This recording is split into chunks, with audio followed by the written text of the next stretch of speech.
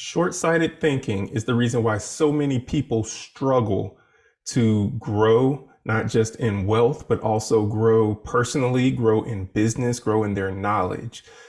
They're so focused on the short term or so focused on what they're able to accomplish within their lifetime that they're unable to see beyond themselves on the impact that they could potentially have on the lives of those around them and the lives of their own lineage, their children and their grandchildren, great grandchildren, and so forth. So we're going to discuss a little bit about how this short-sighted thinking is what prevents a lot of people from being able to accomplish much, particularly with real estate, which we'll focus on heavy in this episode, but also it feeds into other areas of life as well. So I'm going to read from two passages in the Bible because I believe the Bible is the ultimate authority on everything in life. So the first scripture I'm going to read to you is going to be from Genesis 12, starting at verse 1 and going down to verse 3.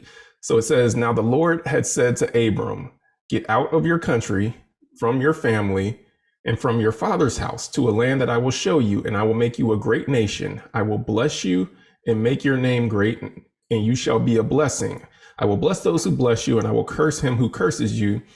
And in you all families of the earth shall be blessed.'" Now, on that last sentence with the "in you all families of the earth shall be blessed" is foreshadowing or alluding to Christ who would come later, who at this point in time when this was written was still in the loins of Abram, so to speak, because Christ came from the lineage of Abram, and so who later became Abraham. And so going back up to verse 1, at the end of verse 1, it says God wanted Abram to get away from his family, get away from his father's house, and go to a land that I will show you. Now I want to put a pin in that really quick and jump over to Deuteronomy and chapter 1, verse 8.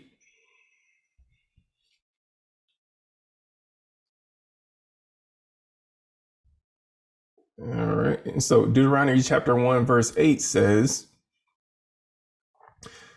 and now just to give you a little bit of perspective on what we're talking about when we're talking about Deuteronomy, this is before Israel has entered into the promised land. So at this point, Israel has left Egypt. Moses has come in and by the mighty hand of God, guided or led the Israelites out of Egypt and to the promised land, but they have not entered into the promised land yet. So they're still on the other side of the Jordan. So this is what Moses is speaking to the people of Israel. In verse 8, it says, "See, I have set the land before you. Go in and possess the land which the Lord swore to your fathers, to Abraham, Isaac, and Jacob, to give them and their descendants after them."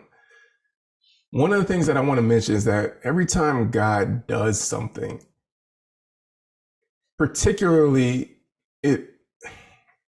the impact that it's supposed to have is supposed to be so far beyond just ourselves. But one of the things that we suffer from, particularly in our culture and our society, is that we are so wrapped up in us doing things for ourselves in our lifetime. What can we accomplish in our lifetime?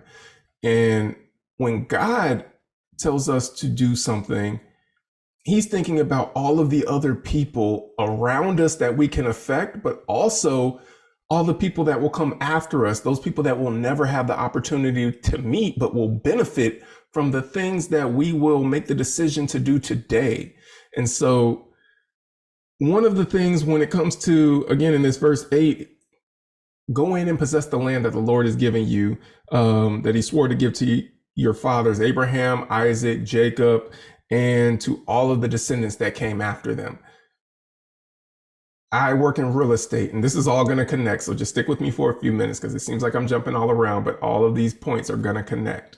And so I work in real estate, and I have many conversations with a lot of individuals who want to purchase homes. I've had many conversations with individuals who don't want to purchase homes. I've had discussions or debates with people on why home ownership is not beneficial, on why it is not a good use of your money to purchase and own your own home because of the cost of home ownership, the maintenance and the upkeep of the home, and the taxes that you have to pay on the home as well, and the fact that it's not a income producing asset when you live in the home. I've had all of these discussions and conversations with people, and I've seen both sides of it. I can see the benefits of both sides of it as well. And so when I look from a biblical perspective, though, I can't find anywhere where God's people were called to rent homes from other people that were outside of themselves. I can't find anywhere where ownership was viewed at as a negative thing because there was a responsibility. I mean, to whom much is given, much is also required. There's a responsibility that comes in addition to obtaining things. And that's not just real estate. That's if you inherit a business, there's responsibility that comes with that. So yes, there's cost, there's responsibility associated with having or owning anything of value. However, I can't see from a biblical perspective where when it comes to home ownership, people should not own homes because of the cost associated with owning a home. So I never quite understood that. I mean, I can understand the viewpoint, or I can understand why some people would say that, but this is what I do understand. A lot of the people who say that are thinking from a short-term perspective. And what I mean by that is they are thinking of themselves because they are going to be the person that's purchasing the home, the person that's paying the taxes, the person that's keeping up with the maintenance and the upkeep, the person that's paying the mortgage on the home, assuming that they're not paying for it in cash. So with all of these expenses, they're looking at it from a short-term perspective of, in my lifetime, I will pour so much money into this home, and what I will get back or what I will have from it might be some equity in it, might be, and that'll be about it basically. And that's even if I tap into the equity. I would challenge you to think about it from a longer term perspective, and not just in my lifetime, but a multi-generational perspective. If you bought a home now and you have the upfront cost of getting a mortgage for that home, the interest that you're going to pay on that home, the maintenance, the upkeep to make sure that home holds its value, the taxes that have to be paid on that home, which, by the way, taxes are not a new thing. Back in the times when Jesus walked the earth, there were taxes in the land. So that's not like a new concept of, oh, you got to pay this. Taxes have always been around. But in any case, you have all these expenses. And if you only look at it from a perspective of, I'm going to be purchasing this home and I've got to cover all these things, it doesn't make sense. I might as well just rent, let someone else pay the taxes, let someone else do the maintenance and upkeep. I just pay the monthly rent and I can save money. The short-sightedness of that will prevent your kids and your grandkids and their kids and their kids on and on and on from being able to build upon the generational wealth that you could set in place right now by making a different decision. Because see, when I'm looking at home ownership, particularly the home that you're living in, I view it as an asset. It's not a liability, because I'm looking at it not just as something that you're holding in your lifetime, but something that your kids can inherit from you. And whether or not they choose to live in that home, they can still benefit from that home because they can utilize that property to rent out to someone else who needs a place to live. And the rent that they receive from that can not only pay for the taxes and the maintenance and the upkeep, it can also pay for them to live somewhere else that your child might want to live. And perhaps now that your child has a home where they want to live, they get that one paid off. They hand it off 2 homes to their kids now because they're building upon what you started. So I'm looking at this from a perspective of, it's not just about me. It's not just about you. It's about all of the other generations that can be affected by the decisions that we're making today when it comes to how we choose to spend our time, how we choose to spend our money. So getting back to the scriptures that we started with, you had God who in Genesis told Abram, I want you to get away from your families, this land. I want you to get away from your father's house, go to a land that I'm going to show you. And as you saw in Deuteronomy, this is the land, the promised land that God said, I'm giving it to you and then I'm going to give it to your son Isaac and to his son Jacob and to all of the descendants that follow after. This is going to be your land, a land that's rich, a land flowing with milk and honey, a land that is plentiful. And so there was always a longer term perspective that God had in mind. This was not just a go to this land, I'm going to give it to you, you're going to work it, you're going to live rich. But now when your son Isaac comes along, he's going to sell that land for so much more money because it will have appreciated in value. And now he can take that money and go blow it on something else or do whatever else. No, this was always meant to be something that was passed along from generation to generation to generation, so that all of the generations that came after Abraham would be blessed by what God gave Abraham on the front end.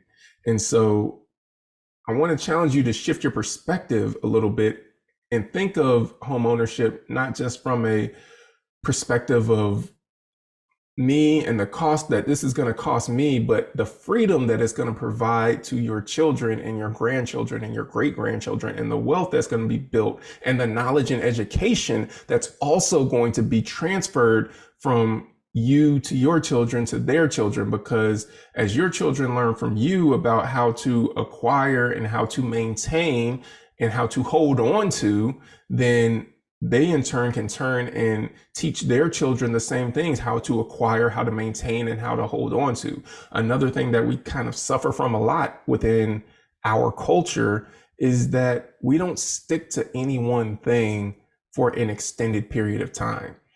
The average time frame that most people own a home or live in their home is generally about 5 to 7 years. Now, since the pandemic, you've seen that stretch out a little bit because interest rates dropped really low and everyone who owned a home has a really low interest rate. So a lot of them want to keep those interest rates and they're staying put for longer periods of time. But typically between like 7 years to 10 years on average is when people would stay in one place and then they move to the next. But you see people flopping or switching jobs, rather flip-flopping jobs, switching jobs a lot more frequently than every 7 to 10 years. Sometimes it's every 1 to 2 years or 3 years. You see people changing jobs, going into a different career field, quitting here and starting here. And it's hard to develop roots and become a master at any one thing when you don't stick with it for long enough to actually harness and craft the skills that it takes to master it. And so that applies, again, not just in real estate, but also in other areas of life. When you stay in one place long enough to actually build a skill set to where now that skill set can benefit you. When it comes to home ownership, a lot of people, again, don't stay in one place for long enough for it to actually become a benefit, not just for them, but for their children and their children's children, and on and on and on. One of the things that I can say I am proud to be a part of is that within my lifetime, there is property owned by my family that within my lifetime will have been in my family for 100 years. That is something that most people cannot say. It's hard now to find a family that has property or owns property and it's been in the family for 3, 4, 5 generations. But I'm part of a legacy, part of a lineage that within my lifetime will have property that has been in the family for 100 years, and be passing that along to my children, and then teaching them the value of holding on to this and passing it along to their children. And again, it's not saying that they have to live on that land, but the fact that there's value in this land and you can utilize that to help build up in other areas and acquire more in other areas so that we can all just continue to grow and eventually be a blessing to those who are around us. I can utilize all that I've been blessed with to bless others around me, not just my children, but people who might be neighbors, people who might be strangers that I've never met. And so these are some of the things that I think get lost in the short-term thinking that is so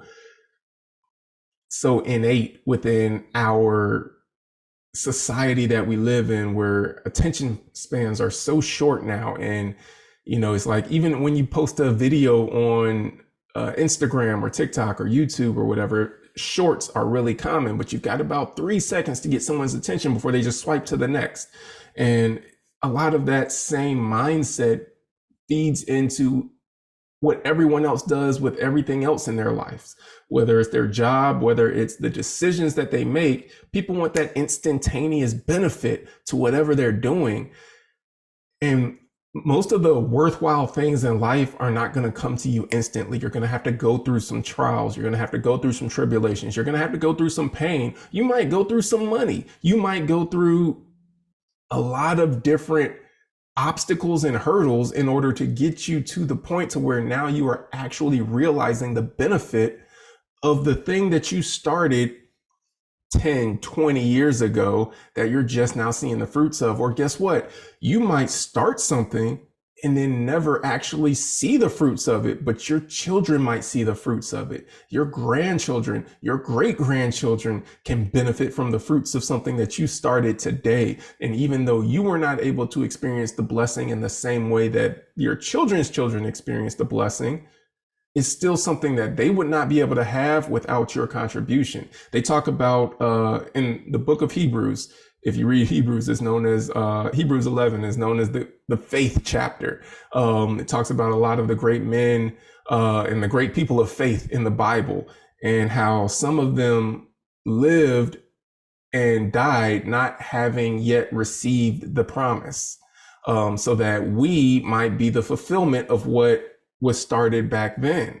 And that same thing applying to so many different areas in life. And I'm using it to apply to you just starting something now and sticking with it, realizing that, you know what, you might not actually with your eyes be able to see the benefit of what is going to come in terms of how your children can benefit, how your great great grandchildren will benefit from it, how the people that your great grandchildren will live around and know will be beneficiaries of the wealth that your great grandchildren have because of the decisions you made today to start something in motion that just continued on and on for generations and generations. There's so much potential for greatness through multiplication of what you're able to do if you have a longer term perspective, if you have a perspective that reaches far beyond the 70, 80, even 120 years, if you end up living to be 120,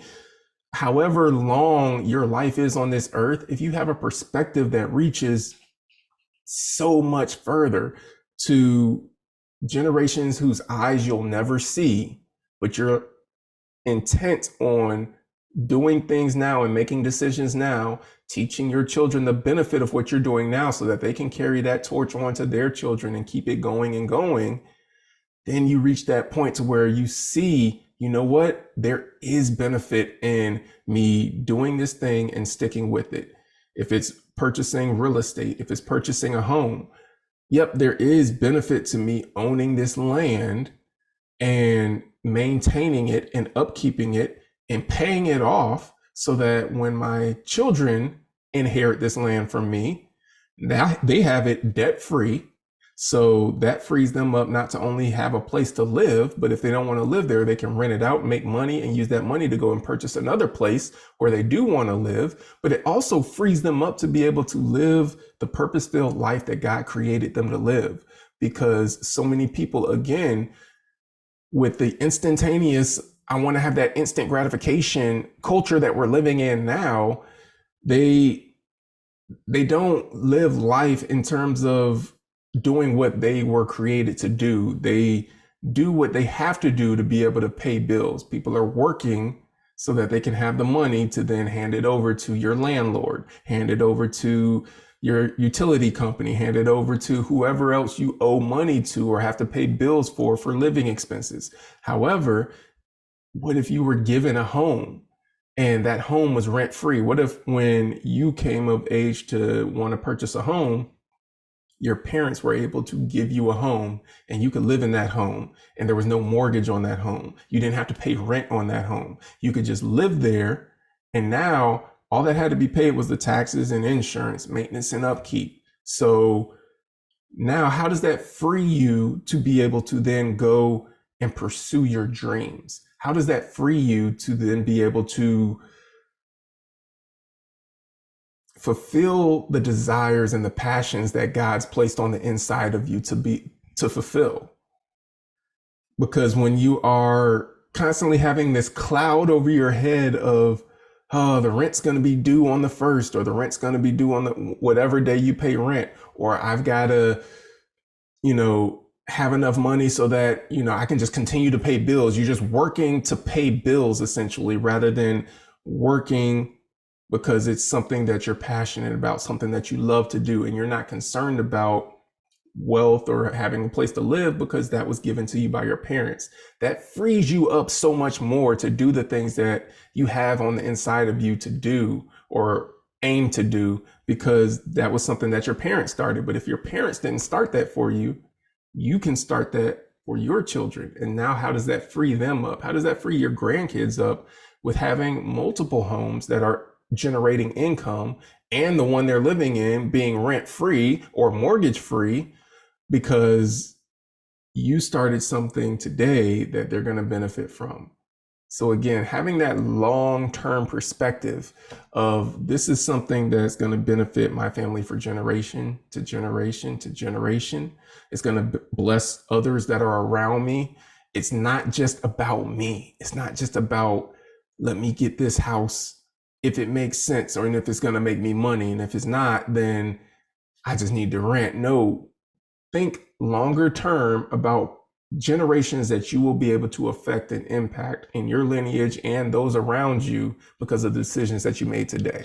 So that's what I have for you. Just wanted to put a little plug in your ear about having a longer term mindset. It's something that we struggle with, and we fail that a lot in our culture, in our country, in the US. So have that longer term perspective and start today working on the things that are going to benefit those whose eyes you'll never see, but because of the actions you take today, they will be able to live much better lives. So that's all I have for you. Thank you for taking the time to tune in. Please hit the subscribe button. Give me a thumbs up if you found this information beneficial to you. Take care. Be blessed. We'll see you in the next episode.